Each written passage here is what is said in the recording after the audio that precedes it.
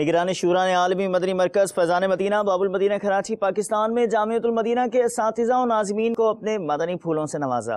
دعوت اسلامی کے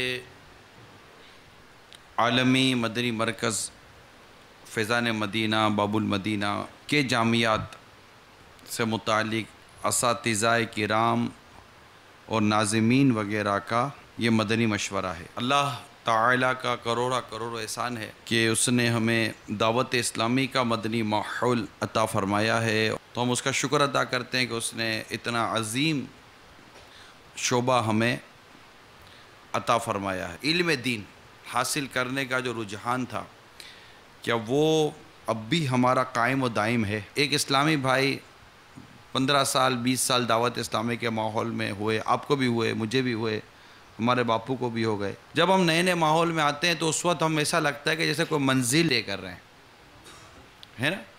نماز کی پابندی پر آئے، لباس کی درستی پر آئے، اب جو اس میں کمزوریاں رہ گئیں وہ رہ گئیں، جو خوبی آئیں وہ آ گئیں۔ ایسے کتنے ہی علم کے دریچے، ایسے کتنی علم کے عنوانات ہیں جو اب تک ہم پر بند ہوں گے۔ اپنے روزمرہ کے جدول میں کن کن کتابوں کا مطالعہ کرنا ہے۔ آپ کے سامنے دعوت اسلامی بلڈر بٹھا دیتی ہے، پورا آباد کتنا بڑا جو گروپ ہے جو پورے پاکستان کے کنسٹرکشن اور بلڈنگ اتھارٹیز کو دیکھتا ہے، چلو اس کو بٹھا دیا۔ اب میں آپ کو ان کے ساتھ بیان کریں، کیا بیان کریں گے؟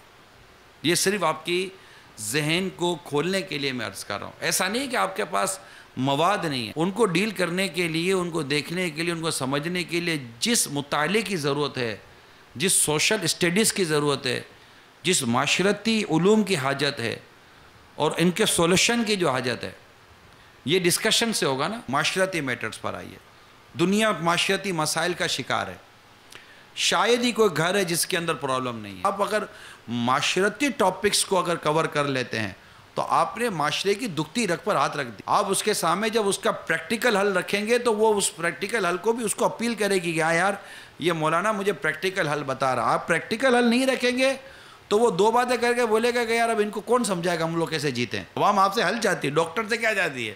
شفا چاہتی ہے۔ عوام کو کیا جواب دینا ہے؟ اگر یہ سیکھنا ہے تو آپ کو مدنی مذاکروں میں بیٹھنا پڑے گا۔ ہم کو